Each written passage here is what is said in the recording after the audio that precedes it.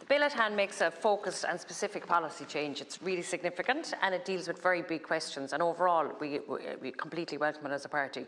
It deals with what it's like to be the place of an older person in the workforce and how we respond to the demographic realities of an ageing population. It touches on the needs to give each and every older person the freedom and support they need to live their lives as they see fit with dignity and purpose.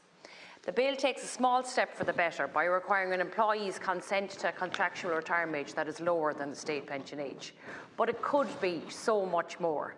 There are real issues that are not addressed here, and I'm concerned that this legislation will not allow us to unlock the many benefits of allowing older people to work beyond retirement wage where they wish to.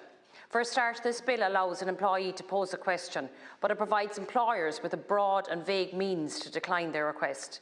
In that way, it is reminiscent of the government's deeply flawed legislation on the right to request remote working rather than the right for remote working. If an employer can show that an employee's retirement is objectively and reasonably a legitimate aim, they can decline their request to continue their working life. It's not clear, though, if or how this stipulation will give employees any greater rights than they currently enjoy under Equality Acts.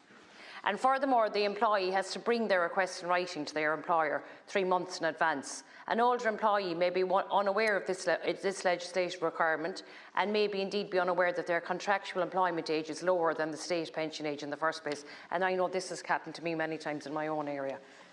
Surely it is the responsibility of the employer to proactively engage with an employee approaching their contractual retirement age to begin the conversation on what that work's preferred path is. And I think this is something, Minister, that you come in, to hear feedback, and this is something that could be easily added.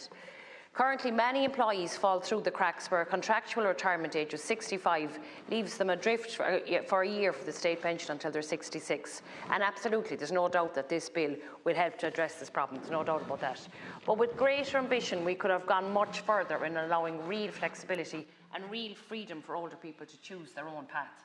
By removing the barriers to remaining in the workforce after 65 for those who wish to work beyond that age, by actually completely abolishing mandatory retirement altogether, we wouldn't just give those individuals the dignity and purpose that comes with living in their lives in their own terms, we would actually unlock real economic benefits as well. Increased labour force participation with the knowledge and experience of older workers, which is invaluable in any workforce, and this also leads to increased productivity. It also leads to increased tax revenue by more workers choosing to work for longer, and as a consequence, improvements to ensure that our pension system is sustainable at a time when we are really under real demographic pressures. This bill could really tackle social isolation and ageism in the workplace by leading from the front and rightly champion the contribution that old people make and to continue to make to the workforce. So while this bill takes a small step in the right direction, I think it's a missed opportunity to do so much more for older workers. The government could have shown more ambition and legislation for real change to allow older people to exercise choice, an agency over which way they want to live their lives. But overall, we will be supporting it. Thank you.